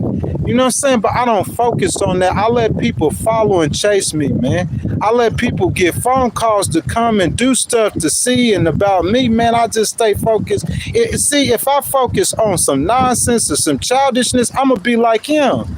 People gonna be calling my phone telling me to go do something stupid, but I don't focus on the stupidity, so they don't never call my phone with that, man, because I'm always stay focused on something better, something bigger. You feel that? I'm saying even if you fighting in a situation to get to a certain point, while I'm fighting to get to that point, I'm not gonna be focusing on the color of that sand. Or does that sand smell like seaweed? That's, you feel me? That's how you stay in you can never get knowledge. And people like that, they always gonna be looking for me for knowledge, because I'm always got my mind in a place of knowledge, in a place of understanding, in a place of trying to. So that's because it's what you care about. If you care about the funny stuff, if I was a joker and I was a jokes man, then I'll be a joker. I'm you know, but I do be laughing. But I'm saying my primary thing, bro, I'm gonna be looking for knowledge or wisdom or understanding. That's like what I'm gonna do primarily. You know what I'm saying? Regardless of anything. Even when I get in a certain situation, bro, like I'm gonna file a lawsuit. When I'm litigating the case, it's knowledge, wisdom, and understanding. You see what I'm saying? If I can't get knowledge from a situation, really, even if it's money there, I feel like I'm just wasting my time. But man, that being said, bro, I always say this whenever I'm ending my stream, bro. Like we always get ourselves in situations that I do. You know what I'm saying? I think people do too. They just don't look at it like that. And you know me, it's like those kind of situations, bro, I try to handle or fight anything. I don't care how big you know what I'm saying? But like, you know, we get in situations that are bigger than a situation that you really can't, you know what I'm saying? You don't know which way it's going to turn. It could go either way. Anytime I get in those kind of situations, bro, I get that to God 10 out of 10 times. Look, when I woke up this morning, bro, like I was over here, you know what I'm saying, kind of close to this area, bro. Like I got those pamphlets from the park, and man, I just started hitting cars. I don't care what people say about me. I don't care what they think about me. They following me. You see what I'm saying? Listen, I just want to make an example. It's like people not intelligent enough. Say if me and a girl like used to be something, right? And let's say if me and that girl aren't something no more, we don't talk no more. And if I was sitting there following her around the country, saying that I just care about her, but I don't love her or care about her like that no more, I'm saying, would you believe me? You see what I'm saying? If I'm running around following someone around the country, bro, like to me, that's like that's you weak. If you following someone around the country, that shows that, you know what I'm saying? Like who God following around? You know what I'm saying? That to me, that shows following someone shows submissiveness. They're your leader. You following them. Am I wrong or right? You see, when do you ever see? I mean, I guess some leaders lead from behind, but like, when do you ever see followers leading the leader? You follow somebody, you leading them, they lead you, you know what I'm saying? But bro, it is what it is though, man. Like anytime I get in that situation, bro, I give it to God, man. I say, this is the day that the Lord has made. I will rejoice and be glad in it. That being said, man, that's my time, man. Legal Wars Live, bro. We live again on Tuesday at 7 a.m. Central Time, bro. I'm out, man. I hope y'all have a great day. I know I am. Every single day, man, out here by the lake, man, chilling, just having fun. You guys enjoy your time, man, and I'll see y'all next time on Legal Wars Live. I'm out.